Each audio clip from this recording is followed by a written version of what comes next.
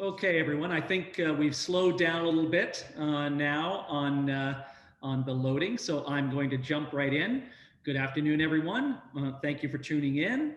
My name is Patrick Sullivan. I'm the President and CEO of the Halifax Chamber of Commerce, and we're very happy to welcome back Deputy Prime Minister and Minister of Finance, Chrystia Freeland, to the Chamber's virtual stage. Monday, Budget 2021 served up funding for a wide range of programs, individuals, groups, and businesses. And while a significant deficit was expected, the Chamber was pleasantly surprised that small and medium-sized businesses were top of mind for support through the recovery of COVID-19. The extension of the wage subsidy, the rent subsidy, and the creation of the Canada Recovery Hiring Program will help retain Canadian jobs and give new opportunities for those who've lost theirs or those who want to start fresh. Digital adoption is still a necessity for many businesses to remain viable through the pandemic, and the Canada Digital Adoption Program will further their ability to gain access to new markets and clients. And I'm chair of the Canadian Global Cities Council, which are the 9 largest chambers and boards of trade across Canada. And we've allocated a great deal of effort to ensure that our internal trade barriers are reduced to allow the free flow of goods and services. And I'm very happy the budget is also focusing on the reduction of trade barriers across Canada. We know that tourism and hospitality have been the hardest hit sectors in Canada, and these are the economic engines in Nova Scotia. We're happy to see the federal government has stepped up and assigned money to support festivals, events, sport and marketing campaigns, and individual business adaptations to the new normal. And sadly, it's no secret that the pandemic has disproportionately impacted women. We were happy to see that Budget 2021 did not miss this group, providing support for childcare, increased funding for a new national action plan to end gender-based violence, and to strengthen the women entrepreneurship strategy. We don't want to lose the momentum and growth that women have had in entering the business community for years and years and years. In the same vein, we're pleased to see the budget also provides $11 million over 2 years, starting in 21-22, to extend the impact of the Canadian Race Relations Foundation, and $200 million for Employment and Social Development Canada to establish a new Black-led philanthropic endowment fund. Now, it's important and imperative, in fact, that we focus on lifting all Canadians and remove barriers that have hindered or derailed a chance for success for all. While we were happy the budget was well-rounded and the deficit was slightly less than expected, it will be our members who will ultimately tell us what's missing, what missed the mark, or what could have been or should have been done differently. We continue to love to hear from you. Tell us what you think, what needs work, what's missing, and we will be sure to pass that on. The Chamber will continue to advocate for what's needed, required, and asked for by the business community to retain jobs and businesses and get us back on the right path. It's now my pleasure to introduce the Honourable Chrystia Freeland, Canada's Deputy Prime Minister and Minister of Finance. Ms. Freeland was first elected as a Member of Parliament for Toronto Centre in 2013. She was elected as Member of Parliament for University Rosedale in October 2015 and re-elected in October 2019. From 2015 to 17, Ms. Freeland served as Canada's Minister of International Trade, overseeing the successful negotiation, so it's a lot of words, of Canada's Free Trade Agreement with the European Union, CETA. From January 2017 to November 2019, she served as Canada's Minister of Foreign Affairs in a very interesting time. During this time, she was a leading advocate for democracy, human rights, and multilateralism around the world. And as foreign minister, she also led and concluded the renegotiation of the new North American Free Trade Agreement between Canada, Mexico, and the United States. Welcome, Deputy Prime Minister Freeland, and thank you very much for joining us. I'm going to look at you this way, so I apologize if I'm not looking straight at you. Okay, thank you very much, Patrick, and thank you for letting me know that that's why your gaze was directed there. I think we all have these Zoom challenges, don't we? Hi, everyone. Hello, Halifax. Hello, Nova Scotia. It is great to be with you virtually this afternoon. I want to start with a shout out for your very own Carbon Cure, your clean tech company that won the Carbon X Prize. Very exciting and very timely because one of the themes in the budget is all the opportunities. for Canadian businesses and Canadian jobs as the world shifts to green. So, yay for you guys. The other thing I just want to start by saying is your community is doing such an outstanding job in the fight against COVID. I think you guys, being modest people, might not fully realize the tremendous achievement of Atlantic Canada in getting on top of this terrible virus. You are a beacon for all Canadians. I would say you're a beacon for North America. I noticed the other day in the Globe and Mail, there was even a throwaway line that maybe we should ask Nova Scotia to run the whole country. They're doing such a good job. So I just really want to recognize that. And of course, it's a tribute to your public health authorities and your provincial leadership. But from my perspective, it also speaks to the whole community. And my impression, and it's an impression from a distance, so you guys can tell me if I'm wrong, but I think your secret sauce in Atlantic Canada and Nova Scotia is that you really are a community. You believe in supporting each other. You have real values of solidarity, and you've really figured out that if you make some short-term sacrifices for each other, in the long run, everyone is better off. So bravo to you guys, and congratulations, and thank you very much. Okay. Now, I'm just going to say a few things about the budget. No, I'm not too long a preamble because I'm really keen to hear your questions and hear your feedback. But let me just say, this budget, it's a big budget. It is jam-packed with many, many measures. You can see here how long it is. But for all its size, it is focused on one core goal, and that is jobs and growth. That is at the heart of this budget. And to get there, we think we can divide that challenge into three parts. Part one is finish the fight against COVID. We're not there yet. In many parts of the country, we're facing a virulent third wave.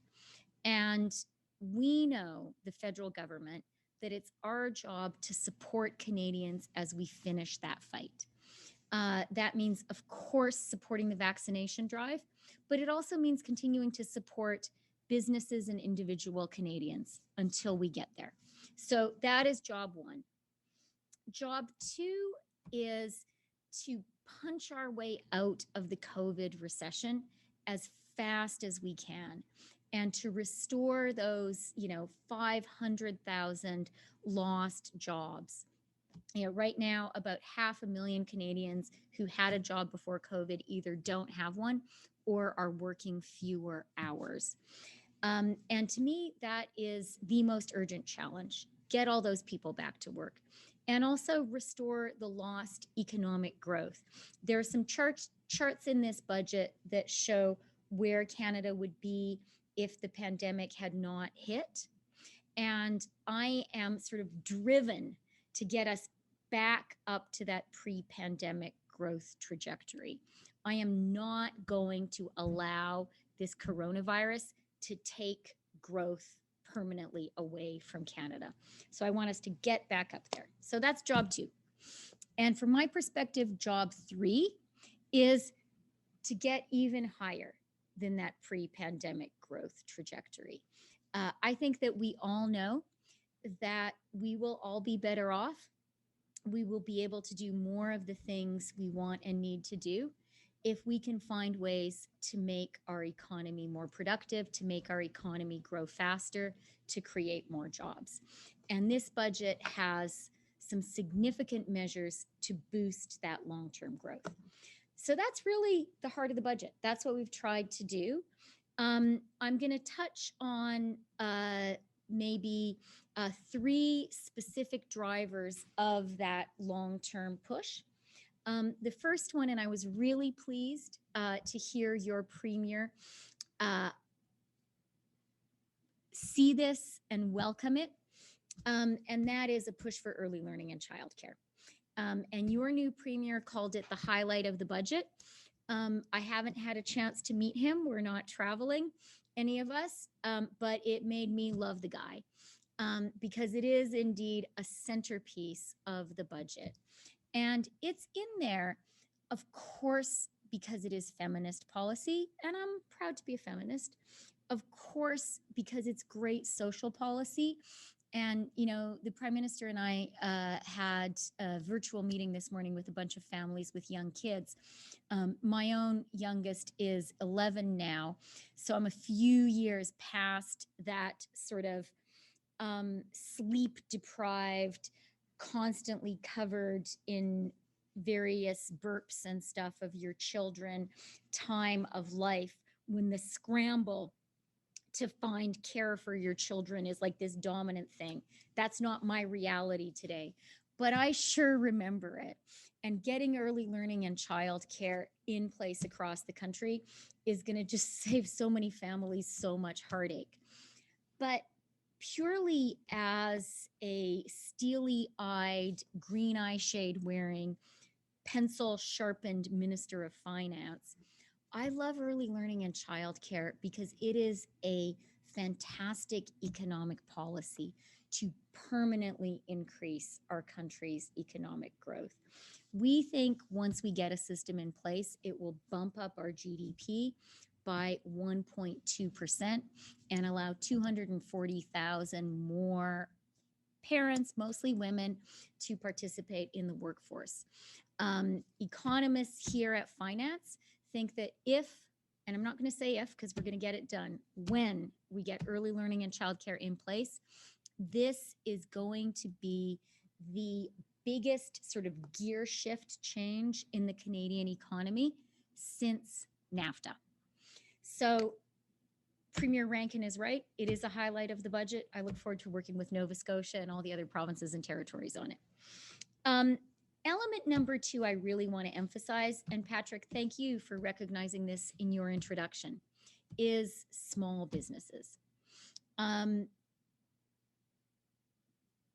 thing that has sort of driven the thinking behind the budget is an understanding that this COVID recession has been profoundly uneven.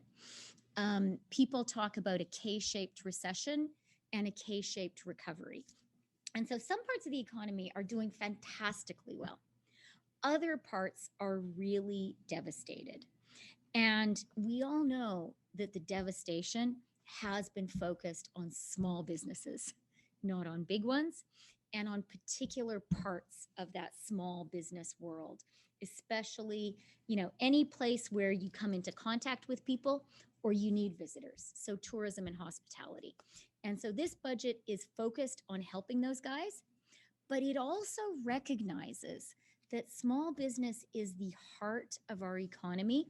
And if we want a step change in how the economy works, if we want to, you know, push that growth line above where it was before, then we need to help. It's going to be small businesses who do it. I'm not going to do that. It's going to be you guys who do that.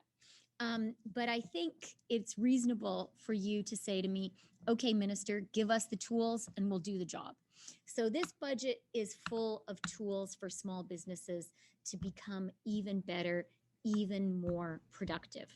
And I really look forward to deploying that toolkit and seeing you guys transform the country. And then the third big driver of the Canadian economy and that sort of gear shift change is helping Canada to accomplish that green transformation and helping Canada to have an economy fit for purpose in a whole world which is going green. So that's my quick preamble on the thinking and the measures in the budget. And I am now happy, Patrick, to answer your questions or the questions of your members. That's great. Thank you very much, Deputy Prime Minister. I'll start off, I guess, by admitting that I've actually taken a little bit of grief from some of my members because I said, to their chagrin, I suppose, that I thought there were some good things in the budget. So you're probably happy about that. But we have members who are concerned about the deficit, who are concerned about the cost of all of the things that are in the budget, as we are. But I think we understand that we're in the middle of a pandemic. So I guess I'm looking at the budget. I'm saying it's a huge investment. And if I was to look out 15 or 20 years as a parent, you're a parent, as you mentioned, what will the legacy be for our children or their children as we move forward? So, Patrick, I'm going to start by taking the first part of your question before getting to the legacy part. And that first part of your question about the concerns people have about the amount of money in the budget. Do you mind if I spend a minute talking about that? Please. And I want to address that head on because I know it's a concern a lot of people have. And to be honest, it's something I spend a huge amount of time thinking about and agonizing over and working on with the team of great economists here at Finance. And, I've consulted lots of people. And I really want to just start by reassuring people of two things.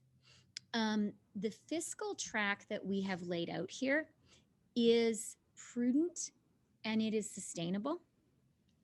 And our approach is careful. So let me talk about the prudence and the sustainability. Yes, we spent a lot of money last year as we were fighting COVID and supporting Canadians in that fight.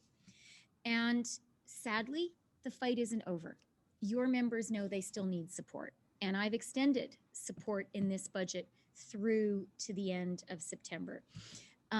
We've calculated that about $30 billion of our $100 billion stimulus in here, about $30 billion is just the extension of the supports. From my perspective, I'm finance minister. Every penny we spend, I agonize over. But from my perspective, that is money well spent.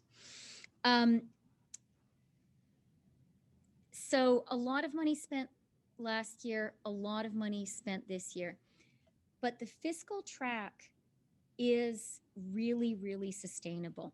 We have, from this year onwards, a clearly declining debt to GDP ratio. In 25-26, we get down to 49.2%.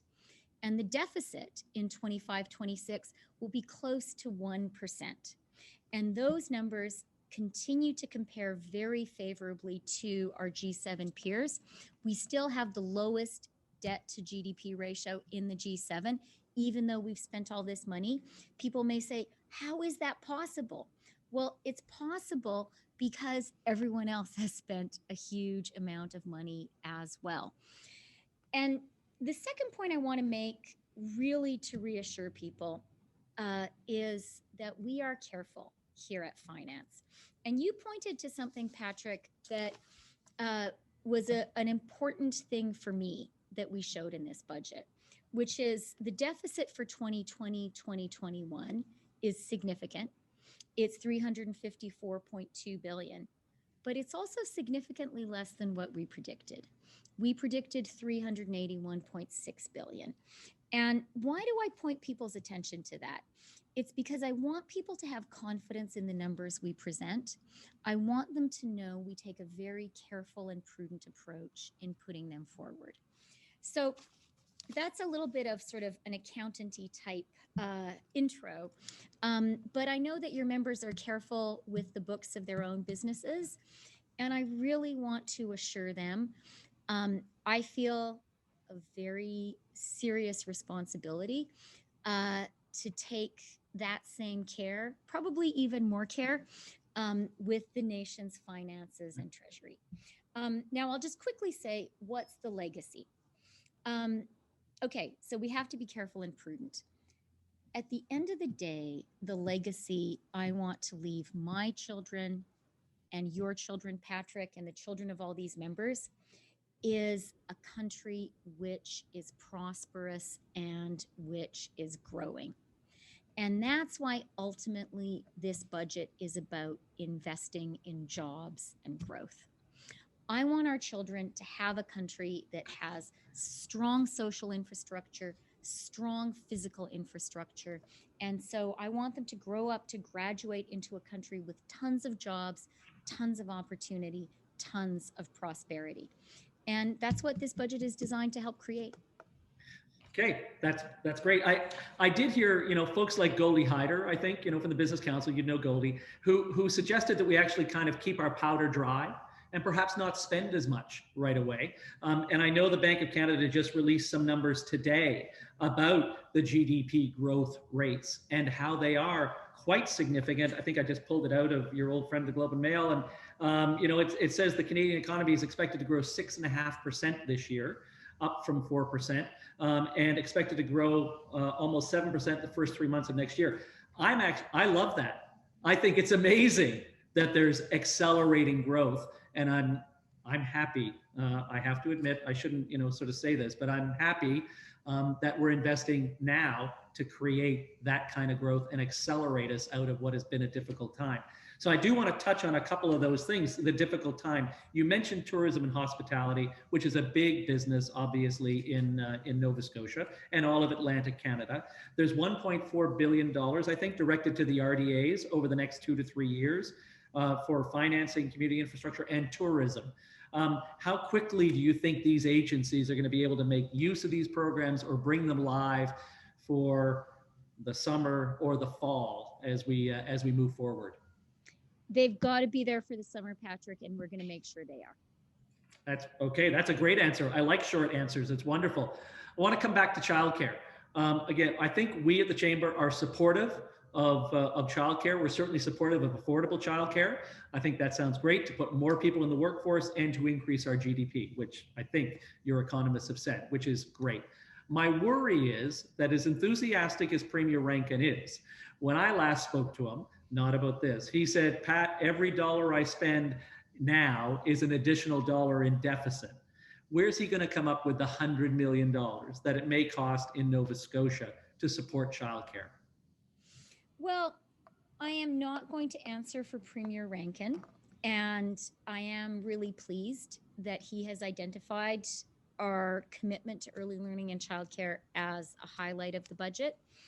I think all provinces and territories and all Canadians and all business leaders like you, Patrick, who believe this is something that has to get done, should be really pleased that the federal government is putting our shoulder to the wheel. And it was a significant commitment. I've talked to you about the fiscal track I've presented in the budget. It was hard to get to that fiscal track. And so I was extremely careful about what I put in it. So it's a very conscious decision to put early learning and childcare in there. So really what we're saying to the provinces and territories is we're going to help at scale and much more than we have ever done. Second thing I would say to Premier Rankin is make a trip to Quebec City and talk to them about the tremendous return on investment they are seeing already to early learning and childcare.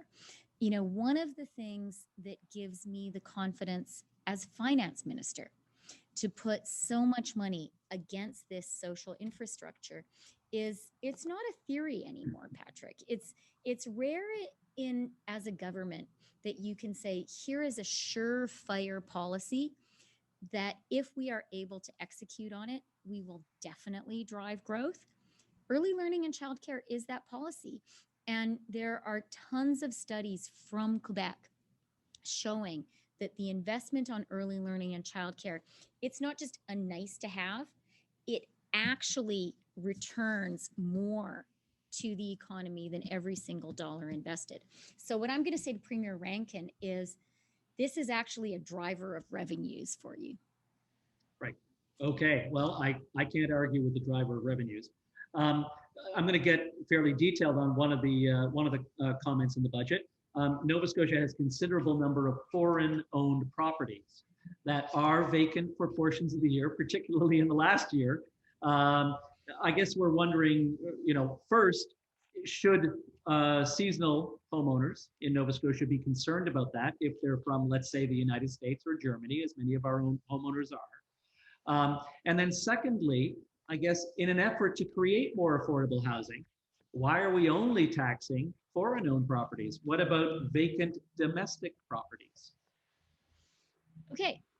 Well, thank you for that question, Patrick. And in our tax on non-resident, non-Canadian vacant property, we have announced a consultation before finalizing the details. And in the budget document, you will see that we want to pay particular attention to the specific circumstances of parts of small communities, vacation oriented communities, because we know that there are specific characteristics of property ownership in those communities. So consider this the beginning of the consultation. We knew that that was an issue, and the intent here is not to tax vacation properties, whether they are owned by Canadians or non Canadians. The intent here is in some parts of Canada, what we are seeing is Canadian houses, Canadian homes being turned basically into an asset class for storing offshore wealth. I guess it's sort of a tribute to Canada. We're such a stable, growing, excellent democracy that some people are seeing it as a safe haven for their money. But Canadian houses are not supposed to be an asset class for storing offshore wealth. Uh, a vacant Canadian house. They are supposed to be homes for Canadian families.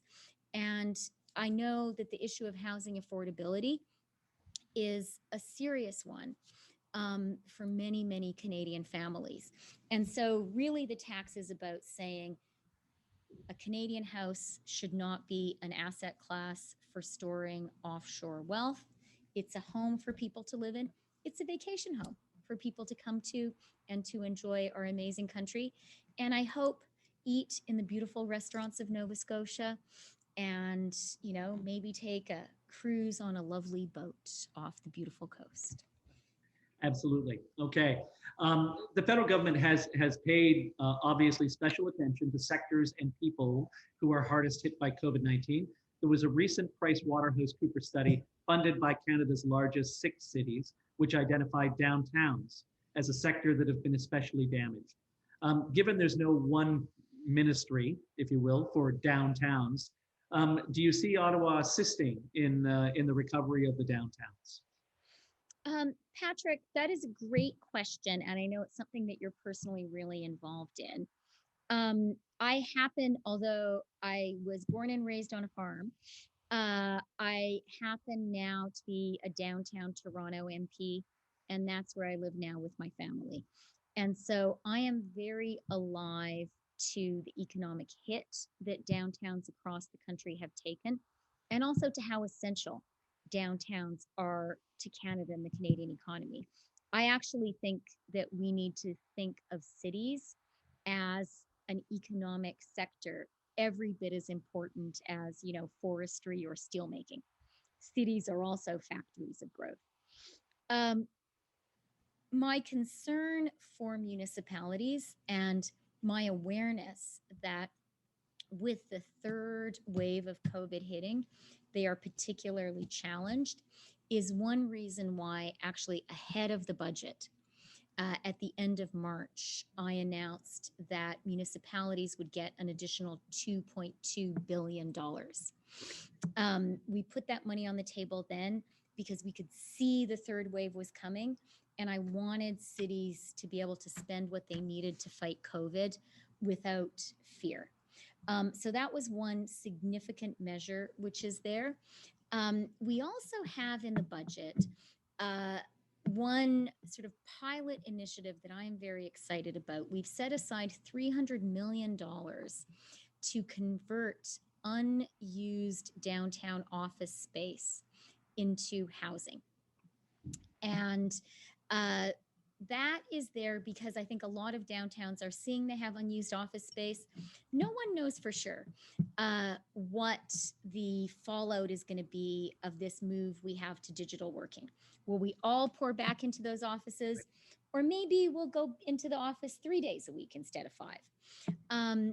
But if it turns out that there is a bunch of excess empty office space in Canada, we know there are lots of Canadians who need homes.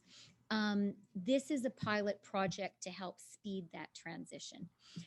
So that's one additional support for downtowns. The other measures that I would say are in there for downtowns are the arts and culture elements are really going to help a lot of downtowns. Our cities are also extremely vibrant cultural centers, and so they will see a lot of benefit from that. And then I would finally say the business support measures, including the hiring credit, I really believe will help the downtowns to reopen as people come back into work.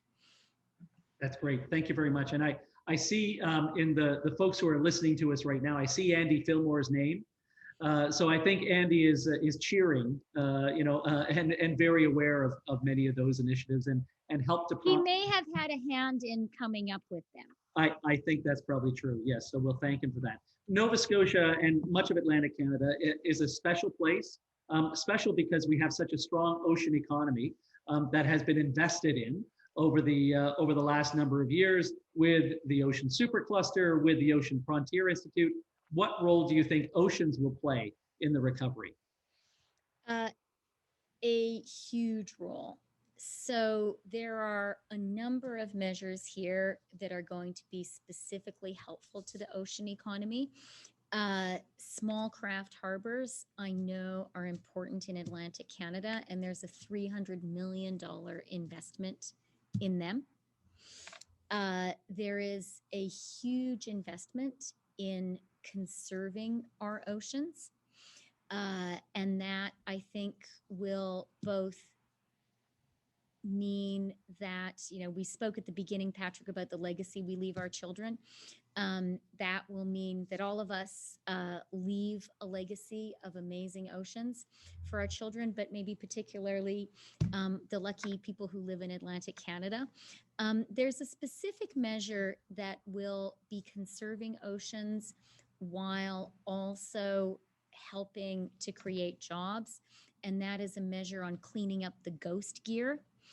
And I think that is something that will have a particular impact for you guys. And then finally, I would say there are very significant incentives for clean tech, both tax incentives and investments in building out the clean tech sector. And I think they will have a really big impact on the ocean economy. Okay. We're very happy about the extension of the wage and the rent subsidy to September. I guess I have to ask, because I've been asked, is September enough? Is December a more appropriate time to actually end the wage subsidy, particularly for those hardest hit segments like tourism and hospitality? So we've extended those measures to September 25th. So that's important. It's not September 1st. It's the end of September. I'm not suggesting that you said that, but just to be clear to your members. Yeah. And the hiring credit quite intentionally runs from June through to November. So that's intended as a bridge and to help businesses pivot from, COVID hibernation to coming roaring back. You mentioned specifically tourism, Patrick, and as we've talked about, there is significant money there, specifically for tourism, because we recognize it has been particularly hit. And we recognize also that, we could have a situation where we recognize that reopening within Canada and reopening of the borders aren't necessarily synchronized. So that's why there's extra support for tourism. So we think that the plan that we have put forward will coincide with the reopening of the Canadian economy. But I think one thing I hope COVID has reinforced is a virtue, actually, one of my grandmothers was very keen on, which was the virtue of humility. And I think political leaders should be humble always, and we should be particularly humble in the face of COVID, which turns out to be a very sneaky virus and has behaved in ways no one has predicted. And so in the budget, we have uh, maintained for ourselves the ability to extend the business and income supports further should the course of the virus require it. And we present a best case and a less good case scenario around that. So I want to, assure people who are listening, I think that we're going to have a great summer and Canada's going to come roaring back. But I think it's important to be humble. And if the virus turns out to outsmart us once more, we are ready to do whatever it takes to support Canadian businesses and Canadians. Okay, I couldn't ask for a better answer than that. Thank you. Provincial first ministers have requested more healthcare support in the forms of increases to healthcare transfers, but the budget didn't seem to address those concerns. Is there additional long-term support for provinces coming in the budget or in the future? So it's a really good question. And I am very aware of the tremendous job that our healthcare system across the country is doing for Canadians. And I do want to just take a minute to say thank you very much to all of Canada's healthcare workers. I spoke about humility a minute ago, but probably the most humbling conversations I've had since COVID has started have been either one-on-one phone calls or Zoom calls with healthcare workers. And, you and I, Patrick, might think we work hard, but I hope you won't mind my saying every single nurse in Canada works a lot harder than we do. And people just put their hearts into it so much. And I think also the mental strain and the moral and emotional strain has been tremendous on our healthcare workers. And I'm just so inspired and so grateful to all of you. Having said that, there are, in fact, there is significant support that the federal government has been offering to healthcare systems across the country. Again, knowing that the third wave was coming, I felt it was important to get the support out there ahead of the budget. And so at the end of March, I announced $5 billion for health, $4 billion for the healthcare systems, just to kind of give them a little bit of extra oomph fighting the third wave, and $1 billion for vaccination campaigns. So that is there, and that's money coming right now. Second thing is, in the budget, we do announce $3 billion for long-term care. I think all of us, including there have been some real challenges with long-term care, even in Nova Scotia. I think all of us know how hard hit our seniors in long-term care were by the coronavirus. And that's why we've put $3 billion to support provinces and territories in improving the standard of care in long-term care facilities. And in addition to that, there's another $1 billion that I committed to in the fall for long-term care that I committed to in the fall economic statement. And that money actually hasn't gone out the door yet because the implementing legislation for the fall economic statement has not yet finished making its way through the legislative process. So in total, if the budget gets passed, there's going to be $4 billion coming for long-term care, which is a lot of money. So that's a big part of the answer. On the longer term, absolutely, we need to keep on talking. And our view is that you don't change the engine of the plane while it's flying. And I think our healthcare systems are sort of in mid landing from COVID. Okay. Once. Okay. We're running out of time, so I want to get a couple of quick questions in here. So Okay, I'll try to give quicker answers. no, it's no problem. They're great answers. Thank you. Let's see. There are massive amounts of procurement taking place by the federal government. Is there an opportunity for social procurement or community benefit agreements? It's not specifically focused on the budget, but is there an opportunity to enabling the social economy without increasing debt levels through these social or purpose-based businesses? Is there something you can do as finance minister to increase the priority for that for government? So I'm a big fan of community benefit agreements, and interestingly, uh, the task force on women in the economy, which we put together to help work on women in the economy, um, community benefit agreements have come up, actually raised by members from Atlantic Canada, members of that task force. So you guys all seem to be very synchronized. And I think it's a great point. It's something that I know my colleague, Catherine McKenna, the Minister of Infrastructure, is really focused on too. Okay, great. Thank you. I want to ask you about, and you mentioned healthcare workers, and I would absolutely agree with you. The mental toll on all Canadians has been significant. Do you think the budget does enough to address the mental health recovery for Canadians? Um, well, there are some specific measures in the budget on mental health. And there are also some measures on sports and being active, which I think are part of that. So yes, there are measures there. I'm going to take the opportunity to advertise a little bit the Wellness Together portal that Health Canada has put together, which has actually proven to be really popular, particularly actually among young people. It has a lot of mental health resources. So, I would urge people to use that. Um, one of sort of not directly connected to mental health, but an adjacent issue when it comes to, what is the collateral damage caused to us by COVID? Not directly the economic damage, not directly the health damage.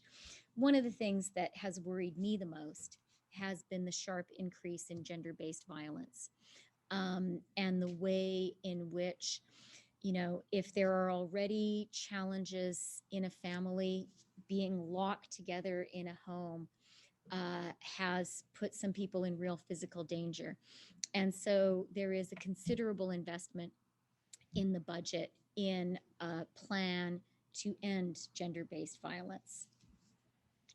That's great. Thank you. Well, I think we'll stop it there, Minister. I think you have a hard stop. So I think we're going to stop it there. Very much appreciate the opportunity for you to speak to both the Halifax Chamber, and I know there are people watching us from across Nova Scotia. So thank you very much for that. I'll just leave you with, are there any final comments that you'd like to make?